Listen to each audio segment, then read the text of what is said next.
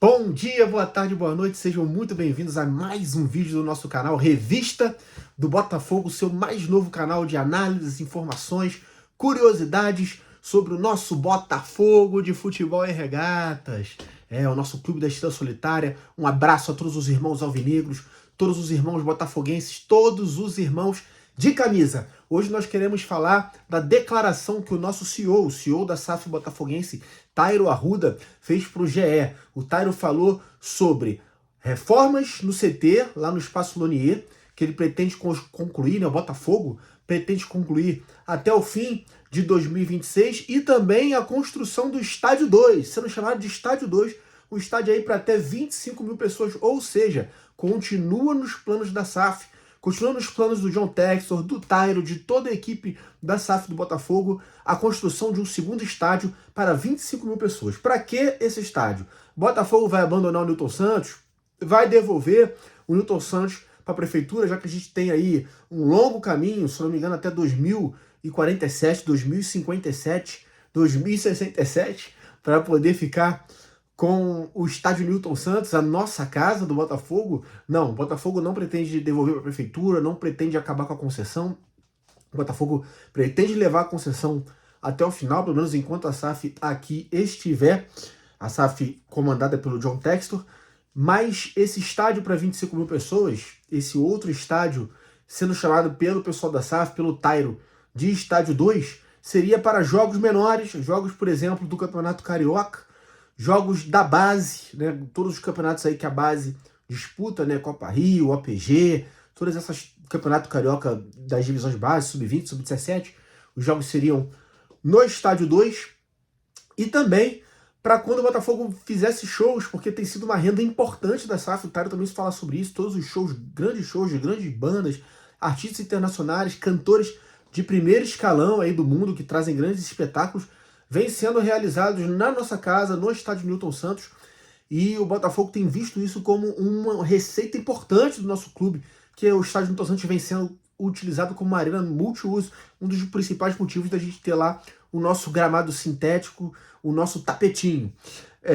Mas, realmente, o estádio 2 seria para esses jogos menores, né, estadual, os jogos da base, e também para quando o estádio Newton Santos for utilizado para grandes espetáculos, grandes eventos, o Botafogo pode mandar os seus jogos no estádio próprio, que seria esse estádio 2. Aonde seria esse estádio, Patrick? Olha, realmente ainda não temos informações de onde seria. O pessoal fala, aí Marechal Hermes não me parece ser o mais agradável, né, o mais indicado. Enfim, o Botafogo teria que ajustar junto à prefeitura, e parece que já tem conversa adiantada com relação a isso, de onde seria este local para esse estádio 2. Eu tenho certeza que a administração da Prefeitura do Rio não terá muita dificuldade de conseguir ajustar esse Botafogo, porque essa administração tem procurado essas realizações que chamam a atenção.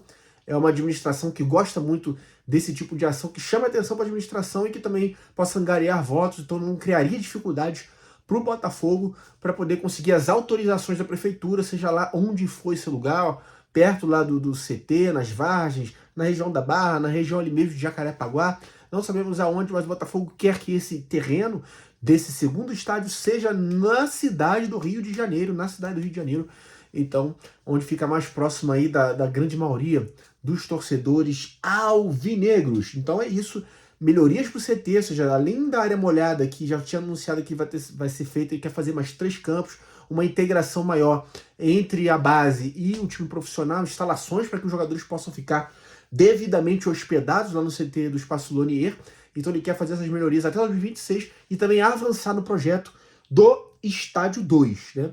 Além disso, a notícia que já foi feita também, que está para sair um CT de parceria da Eagle Holding com alguns outros clubes, que seria importante também na capitalização dos jogadores brasileiros para o mercado internacional. E o Botafogo teria um espaço importante nesse grande CT, que seria um CT da base e que seria um CT interligado da Eagle Holding com outras equipes parceiras, inclusive até o Atlético de Madrid estaria entrando nessa parceria com o Botafogo. Esse seria o CT mais moderno de toda a América Latina e não perderia em nada para os grandes CTs das grandes equipes europeias. Então o Botafogo formando para o futuro, para o legado, para a posteridade, um espaço de primeira linha e uma infraestrutura de primeira linha. Estádio Newton Santos. Estádio 2, um estádio menor para 25 mil pessoas.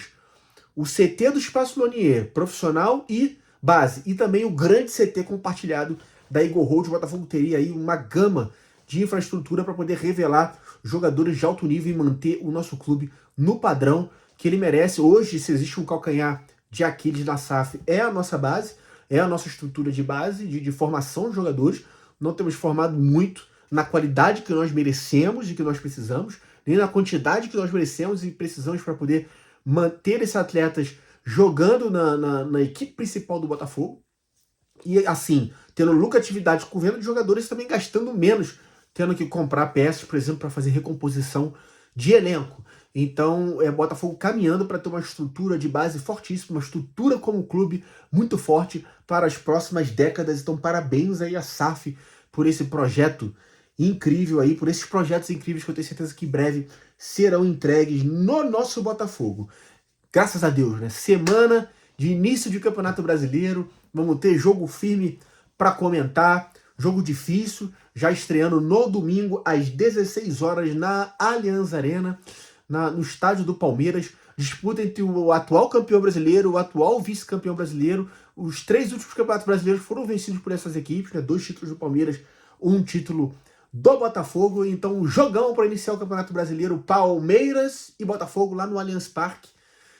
Contra o Palmeiras, esse jogo, domingo às 16 horas. Durante essa semana vamos estar aqui trazendo todos os detalhes dessa partida, né? Escalações, né? Probabilidade de jogo, como o Palmeiras deve vir jogando, como o Botafogo deve vir jogando, como será o encaixe desse jogo e quais serão os caminhos melhores para que o Botafogo possa voltar de São Paulo com um bom resultado e começar muito bem o Campeonato Brasileiro, que já começa de forma dura, de forma difícil com o nosso clube, mas temos time, temos condição, temos elenco, temos treinador o suficiente para vencer esta partida contra a equipe do Palmeiras. Outra informação que também rodou bastante hoje aí hoje nas redes sociais sobre o nosso clube é o seguinte: Botafogo é multado em R$742 mil pela Conmebol pelo segundo jogo da final da Recopa Sul-Americana contra a equipe do Peñarol. Então, uma multa pesadíssima para o Botafogo de R$742 mil, simplesmente por causa de atraso de início e reinício de jogo. Devido a atraso de jogo, então o Botafogo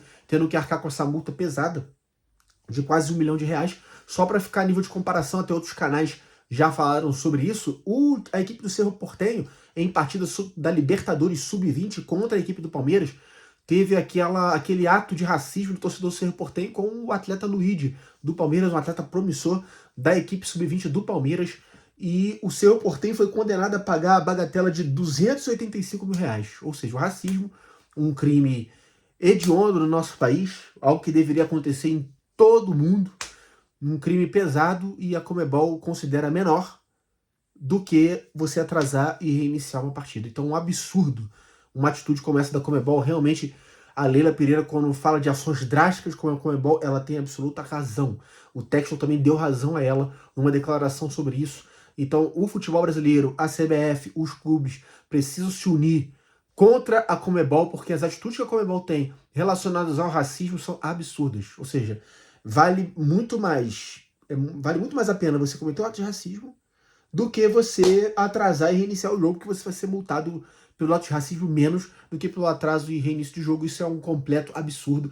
A Conmebol vem tendo atitudes absurdas atrás de atitudes absurdas quando tem racismo, e é importante que o Botafogo se posicione duramente com relação a isso. Os clubes brasileiros se unam para que esse tipo de situação não se repita mais, porque realmente a postura do Conmebol com relação a isso é lamentável, e enquanto ações duras não forem tomadas contra essas equipes em países que infelizmente são repetidas as atitudes racistas de algumas torcidas ao longo da América Latina, o que é um absurdo diante de todo o histórico de sofrimento da América Latina, de opressão, né, dos conquistadores que vieram para cá, e por isso libertadores da América, porque foram pessoas que libertaram o nosso continente das mãos de países que vieram para oprimir, para explorar o nosso território sul-americano. Então é um absurdo que existam atitudes como essa no nosso continente, dessas torcidas desses países, né? Infelizmente, alguns fatos como esse também já aconteceram no Brasil, mas isso tem diminuído, e isso tem que ser firme na Conmebol. A CBF tem que ir firme na Conmebol,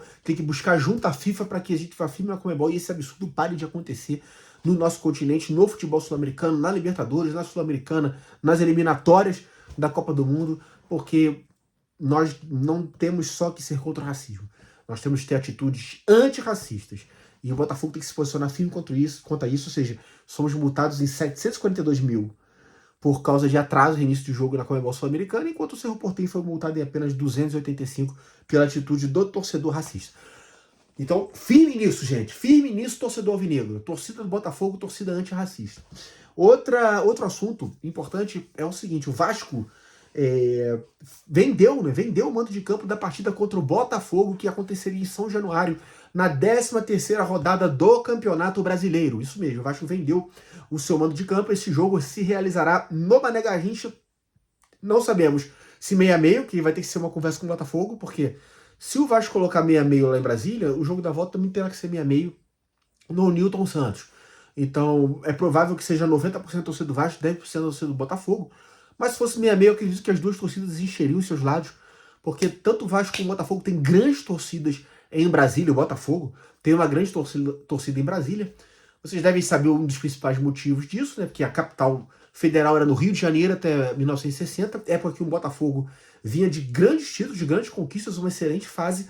E quando a capital se transfere do Rio de Janeiro para Brasília, muitos botafoguenses foram para Brasília e essa herança foi passando de pai para filho. Então isso explica muito o tamanho da nossa torcida em Brasília, e o Vasco vendeu o seu mando de campo dessa 13ª rodada contra o Botafogo. O jogo que seria em São Januário será no Mané Garrincha. A 13ª rodada deve ser logo a rodada da sequência da parada do Campeonato Brasileiro para a disputa da Copa do Mundo de Clubes, da Copa do Mundo de Clubes da FIFA, que vai acontecer nos Estados Unidos. Então, logo na sequência, essa 13ª rodada vai demorar bastante ainda, desse jogo entre Botafogo e Vasco da Gama e Botafogo. O Vasco vendeu o mando de campo, vai ganhar aí cerca de 2 milhões pela venda desse mando de campo lá para o estádio Mané Garrincha, em Brasília.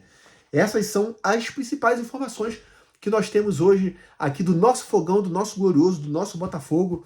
Estaremos aqui durante a semana falando sobre o início do Campeonato Brasileiro, dessa primeira rodada, jogo entre Palmeiras e Botafogo, lá no Allianz Parque. Um grande abraço a cada um de vocês. Eu quero pedir, ajude o nosso canal a crescer cada vez mais, para que a gente possa falar mais e com mais constância sobre o nosso clube, o Botafogo de Futebol e Regatas. Curta esse vídeo, compartilhe esse vídeo com todos os seus amigos. Também faz o seguinte, ativa o sininho, para toda vez que a gente mandar um vídeo aqui para você, apareça logo para você. E se inscreva no nosso canal, para que possamos fazer cada vez maior essa família da Revista do Botafogo. Um grande abraço a todos vocês e saudações alvinegras, saudações botafoguenses, meus irmãos de camisa.